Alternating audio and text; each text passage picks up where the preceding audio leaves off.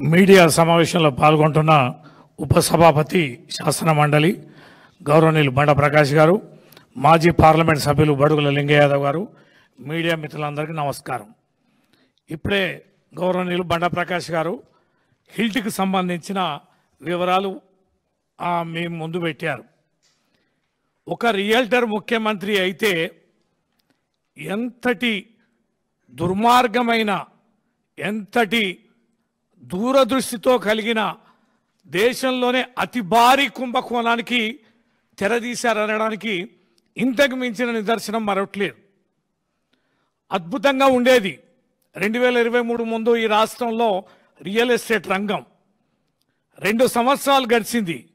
Real estate రంగం మొత్తం కూడా కుదేలైపోయింది. హైదరాబాద్లో ఎవరైనా బిల్డింగ్ కడదామంటే వారు విధించే టోల్ ట్యాక్స్కి భయపడి ఎవరు కూడా భవనాలు కట్టే పరిస్థితి లేదు. ఎవరైనా ఎక్కడైనా రియల్ ఎస్టేట్ చేద్దామంటే ఆ యొక్క సోదరుల కుటుంబం యొక్క విధించే పన్నును చూసి పారిపోతున్నారు. ఇవాళ సంపద సృష్టి అనేది ఆగిపోయింది. ఇక తన సంపద ఎలాగూ మళ్ళీ గలిచేది లేదు, పోయేది లేదు, అధికారంలోకి వచ్చేది లేదని చెప్పని మొత్తం కొన్ని గ్రూపులుగా విభజించబడి ఈ రాష్ట్రంలో మూకుమ్మడిగా అతి తక్కువ కాలంలో పెద్ద ఎత్తున ఆదాయాన్ని తన కుటుంబం సమకూర్చుకోవడానికి మార్గాలు ఏంటి అని అన్వేషణలో భాగంగా చేసిన ప్రక్రియలో దొరికిందే ఈ హిల్ట్ పాలసీ అనేది. ఎక్కడనైనా మనం కనివిని ఎరిగి చూసామా? ఇంత పెద్ద నగరం నడిబొట్టున 9292 ఎకరాల ప్రభుత్వం ద్వారా పొంది ఎప్పుడో పరిశ్రమలు పెట్టుకొని వాటికి విలువైన ధరలు వచ్చిన సందర్భంలో అట్లాంటి విలువైన సంపదని ప్రభుత్వానికి సమకూర్చకుండా కేవలం రిజిస్ట్రేషన్ వాల్యూలో 30% కలిస్తే పేమెంట్ చేస్తే మీకు రెగ్యులరైజ్ చేస్తామని, అది కూడా ఎక్కడ విస్తృత ప్రచారం చేయకుండా, దానిని ఎక్కడ కూడా వివరణలు ఇవ్వకుండా ఆగమేఘాల మీద ఒక జీవోని ఇష్యూ చేసి 45 రోజుల్లో ప్రాసెస్ మొత్తం పూర్తి చేయడానికి మరి చేసిన ప్రక్రియ ఏదైతుందో ఎవరి కోసం, ఎవరి కన్నుబడ్డది భూముల మీద? లెక్కలు ఇంతకుముందే ప్రకాష్ గారు చెప్పారు. 5 లక్షల కోట్లని లెక్కలేయండి. 9292 ఎకరాలు హైదరాబాదు నడిబొడ్డున ఎక్కడ కూడా 1,00,000కు పైన ఉన్నటువంటి విలువైన ఈ భూములు ఇంత భారీ ఎత్తున ప్రభుత్వ సంపద అండి. అది అప్పుడు ఎవరు పరిశ్రమలు పెట్టినా ప్రభుత్వం ఇచ్చిన భూములవి. దేశంలో ఎక్కడ చాలా చోట్ల పాలసీ ఉంది. ప్రభుత్వం ఇచ్చిన భూములు తిరిగి రెగ్యులరైజ్ చేయాల్సి వస్తే సగం భూమిని ప్రభుత్వం తీసుకునేలాగా మిగతా వాటిని ఏదైతే ఉందో ధరనికి సంబంధించి 100% నుంచి 200% ఏదైతే రిజిస్ట్రేషన్ వాల్యూ ఉందో దానిపైన చెల్లించాలని. మన దగ్గర చాలా గ్యాప్ ఉంటుంది రిజిస్ట్రేషన్ వాల్యూకు మార్కెట్ విలువకి. మార్కెట్లో 1,00,000 రూపాయలు ఉంటే మన దగ్గర రిజిస్ట్రేషన్ విలువ 10,000 15,000 ఉంటుంది. ఇవాళ హైదరాబాద్ నడిబొడ్డులో జరిగే ఇంత పెద్ద దందాని చూస్తూ ఊరుకుందామా? ఇంతటి హిల్ట్ పాలసీ తీసుకొచ్చి నిలువున హైదరాబాద్ రాష్ట్రాన్ని దోపిడీ చేస్తా అంటే నిద్రపోదామా? ఏమర్పాటుగా ఉందామా? మేధావులారా మాట్లాడాలి.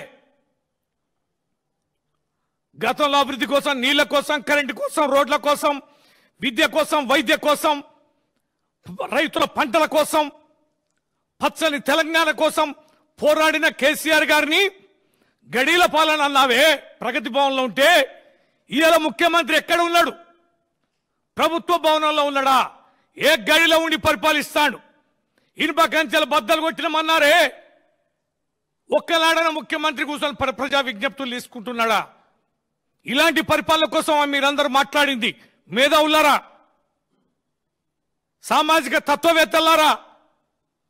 చాలా సుదీర్ఘమైన దాడి చేశారే కేసీఆర్ గారి కుటుంబం పైన, కేసీఆర్ గారి పాలన పైన.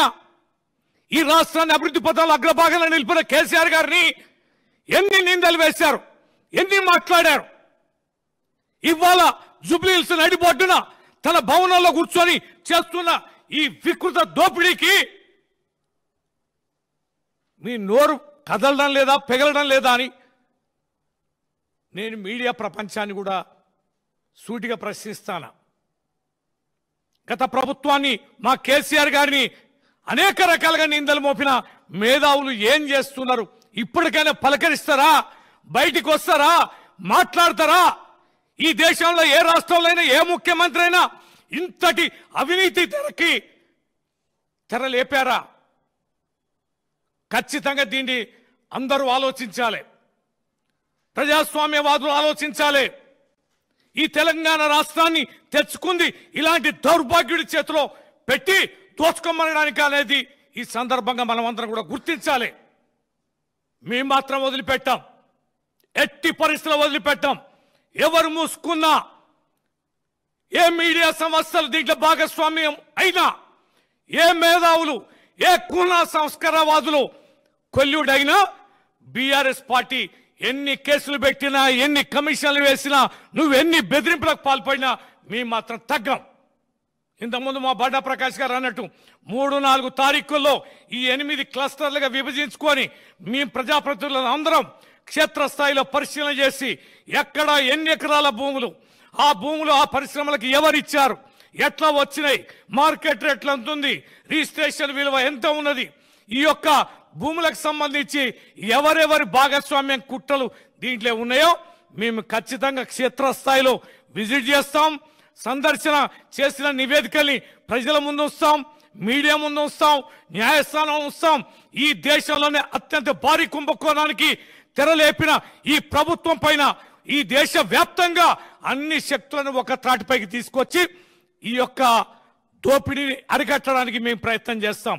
అయినా బరి తెగించి ప్రయత్నం చేస్తే జైళ్ళకైనా కేసులకైనా మేము ఎదుర్కోవడానికి సిద్ధంగా ఉన్నాం. దీంట్లో భాగస్వామ్యం అయ్యే టెండర్దారులు, కుట్రదారులు, ఇంకెవరైనా దోపిడీదారులు, భారీ సంస్థలు దేశవ్యాప్తంగా ఎక్కడి నుంచి వచ్చినా కూడా వారికి కూడా అల్టిమేటం ఇస్తున్నాం. వచ్చేది మా ప్రభుత్వమే. ఈ రకమైన అక్రమానికి పాల్పడి ఈ టెండర్లలోనో వీటినో భూములు దక్కించుకోవడానికి ప్రయత్నం చేసే ఏ ఒక్క గజం భూమిని కూడా మేము వదిలిపెట్టాం, వెనక్కి తీసుకుంటాం. ఇది ఖచ్చితంగా భారత రాష్ట్ర సమితి ఇస్తున్న అల్టిమేటం కనుక దీంట్లో భాగస్వామ్యం కావద్దని కూడా మరోసారి హెచ్చరిస్తూ రేపటి నుంచి ఈ కార్యక్రమాన్ని మేము కొనసాగిస్తాం. దీన్ని వదిలిపెట్టే ప్రసక్తే లేదని మరోసారి ప్రభుత్వానికి, ముఖ్యమంత్రికి హెచ్చరిస్తూ సెలవు తీసుకోండి. జై తెలంగాణ.